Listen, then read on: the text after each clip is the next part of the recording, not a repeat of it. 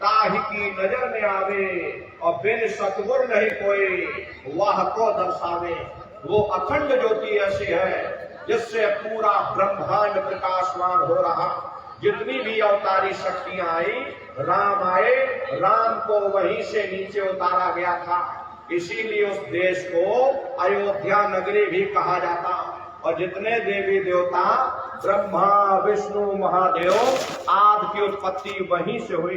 प्रेमी भाई बहनों, वहां के धनी का दर्शन करने के बाद फिर यही जीवात्मा दूसरे मंडल के शब्द को पकड़ करके दूसरे मंडल की चढ़ाई करती है।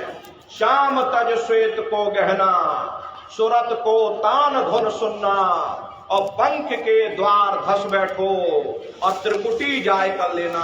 उसी के ऊपर दूसरा देश आता जिसे महात्माओं ने त्रिकुटी देश कहा। वहां के जो मालिक हैं वो ब्रह्म हैं। वहीं से मन और माया की उत्पत्ति हुई। वहीं से तीन गुण, रजोगुण तमोगुण सतोगुण, तीनों गुणों की उत्पत्ति वहीं से हुई। ये जो आपके वेद हैं, वेदों की भी उत्पत्ति उसी स्थान से हुई है। महात्मा कहते हैं कि त्रिकुटी महल में विद्या सारा, घर हर गरजे बजे नगारा, और लाल वरण सूरज उजियारा। वहां पर दो धुने, बादलों की गर्जन और मृदंग की आवाज उस लोक में गूंजती रहती है। जैसे पहले स्थान पर घंटे और शंख की आवाज गूंजती है, ऐसे ब्रह्म के देश में बादलों की गर्जन और मृदंग वहां पर बजता रहता। ब्रह्म का जो स्वरूप है लाल वरण सूरज उजियारा। ये सूरज कुछ नहीं है। ऐसे लाखों लाख सूर्य इकट्ठे करोगे, वहां का एक सूर्य बनेगा। प्रेमी भाई बहनों, ब्रह्म का जो स्वरूप है वो स्वयं के लाल सूर्य के समान है। इसीलिए वहां का पूरा ब्रह्मांड लाल है। जहां तक आपकी निगाह जाएगी ब्रह्म देश में चारों तरफ आपको लाल ही लाल नजर आएगा। अरे महात्मा जब वहां पहुंचे, और जब महात्मा वहां पहुंच करके जब उन्होंने देखा, तो हमारी आपकी जानकारी के लिए उन्होंने धर्म पुस्तकों में लिख दिया, लाली मेरे लाल की और जित देखूं त लाल, और लाली देखन में गई और मैं भी हो गई लाल। वो पूरा ब्रह्मांड ही लाल है।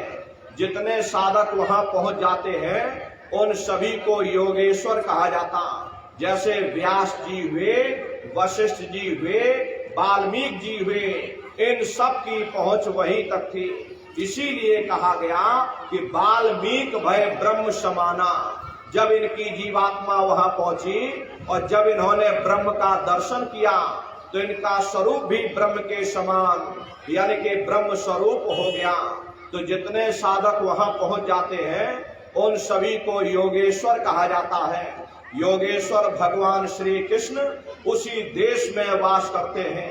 ये जो ब्रह्म देश है वो श्री कृष्ण भगवान का ही देश है, और श्री कृष्ण भगवान वहीं पर रहते हैं। अरे प्रेमी भाई बहनों, ये बाहर की जन्माष्टमी नहीं है जो आप लोग मनाते हो। अरे महात्माओं ने कहा था, भाई सही मायने में तुम जन्माष्टमी कब मनाओगे? जब तुम्हारी ये जीवात्मा पांच तत्व, जल पृथ्वी अग्नि वायु आकाश, और तीन गुण, रजोगुण तमोगुण सतोगुण, पांच तत्व और तीन गुणों से परे होकर के ब्रह्म देश में पहुंच करके जब कृष्ण भगवान का साक्षात्कार कर लोगे, तब सही मायने में जन्म अष्टमी मनाई जाएगी। वहां कृष्ण भगवान का दर्शन करने के बाद फिर यही जीवात्मा तीसरे मंडल के शब्द को पकड़ करके तीसरे मंडल की चढ़ाई करती है। आगे पहुंची सुन झंकार, ररंकार धुन सुनी पुकार, आगे श्वेत सुन है भाई और मान सरोवर पैठ नहाई। उसी के ऊपर तीसरा देश आता जिसे महात्माओं ने शून्य देश कहा, उसी को रारंग देश कहा जाता, उसी को अक्षर और नेति कहा जाता। वहां के जो मालिक हैं वो रारंग पुरुष यानी कि पार ब्रह्म पुरुष हैं।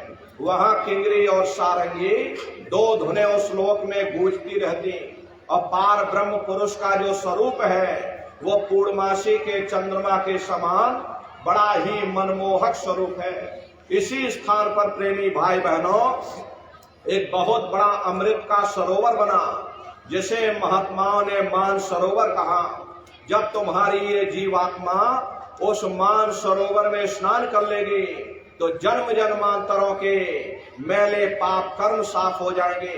अरे यहाँ के पानी से तुम्हारे कर्मों की सफाई नहीं होने वाली। ये बाहर का पानी तुम्हारे शरीर के मैल को धो सकता, लेकिन जो पापों का मैल है, जो अंतःकरण में गंदगी जमा, वो जब साफ होगी जब आप तीसरे मंडल पर पहुंच करके उस गंगा में डुबकी लगाओगे। उसमें स्नान करने के बाद ये जीवात्मा हंस रूप हो जाती। हंसन मिले हंसा हो जाए, मिले जो अमी हारा है। जीवात्मा का खुद का प्रकाश उस अमृत के सरोवर में स्नान करने के बाद 16 सूर्य के बराबर हो जाता। तो फिर यही जीवात्मा चौथे मंडल के शब्द को पकड़ करके चौथे मंडल की चढ़ाई करती है। 2 पर्वत के संग निहारो, अब हवर गुफा के संत पुकारो। 2 पर्वतों को पार करने के बाद वो बड़ा सुंदर देश आता, जिसे महात्माओं ने भंवर गुफा कहा। वहां के जो मालिक है वो सोहग पुरुष है। वहां बंसी यानी मुरली की मधुर ध्वनियां सदा उस लोक में उच्चारण होती रहती। और सोहग पुरुष का जो स्वरूप है वो दोपहर के सूर्य के समान महाप्रकाशवान स्वरूप है। स्वरूप में अंतर है। पहले स्थान पर निरंजन भगवान का जो स्वरूप था वो ज्योतिष स्वरूप था। दूसरे स्थान पर ब्रह्म का जो स्वरूप है वो सुबह के लाल सूर्य के समान है। तीसरे स्थान पर पार ब्रह्म का जो स्वरूप है वो पूर्णमासी के चंद्रमा के समान है। चौथे स्थान पर सोहंग पुरुष का जो स्वरूप है वो दोपहर के सूर्य के समान महाप्रकाशवान स्वरूप है। वहां के धनी का दर्शन करने के बाद ताके परे धाम सतनामा और 3 बजे सतलोक ठिकाना।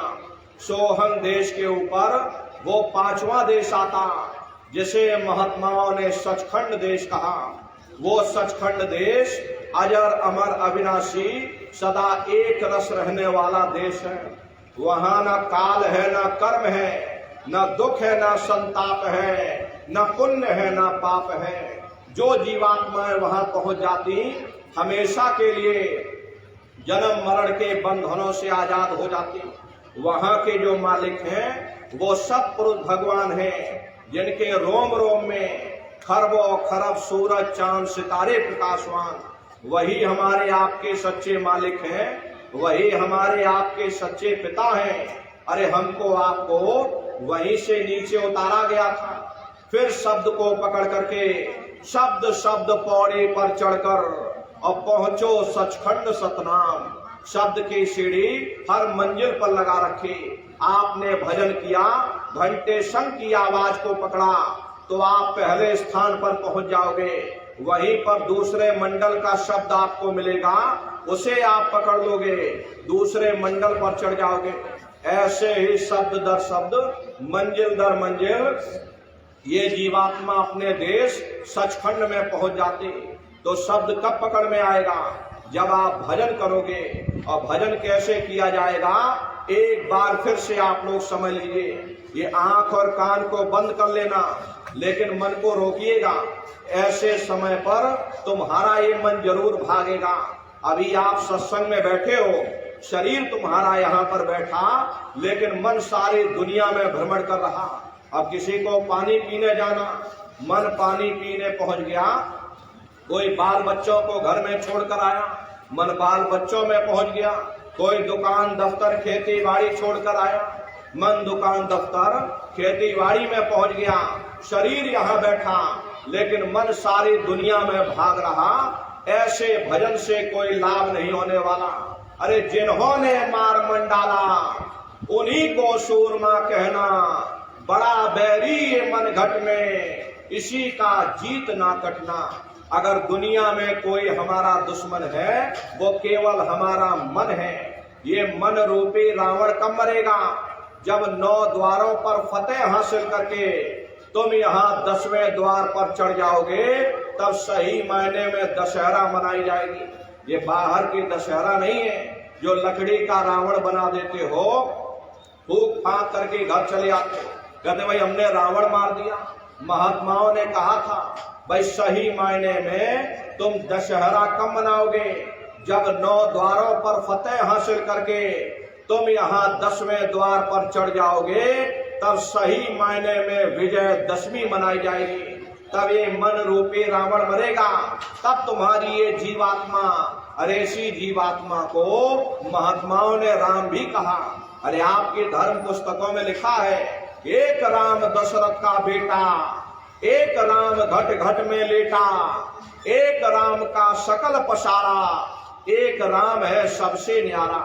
एक वो राम है जो अयोध्या के वासी हैं, और एक राम घट घट में लेटे, यानी हमारी आपकी जीवात्मा जो हर एक के अंदर मौजूद है। महात्माओं ने कहा भाई एक वो राम है, और एक राम का सकल पसारा, यानी पहले स्थान के मालिक वो निरंजन भगवान, जिनको दुनिया त्रिलोकीनाथ कहती है, जिनका ये पूरा पसारा पूरा संसार है। महात्माओं ने कहा भाई एक वो राम है, और एक राम है सबसे न्यारा, यानी 5वें स्थान के मालिक वो सतपुरुष भगवान जो हमारे आपके सच्चे पिता हैं। महात्माओं ने कहा भाई एक वो राम है। तो महात्मा तो उस राम की महिमा गाते।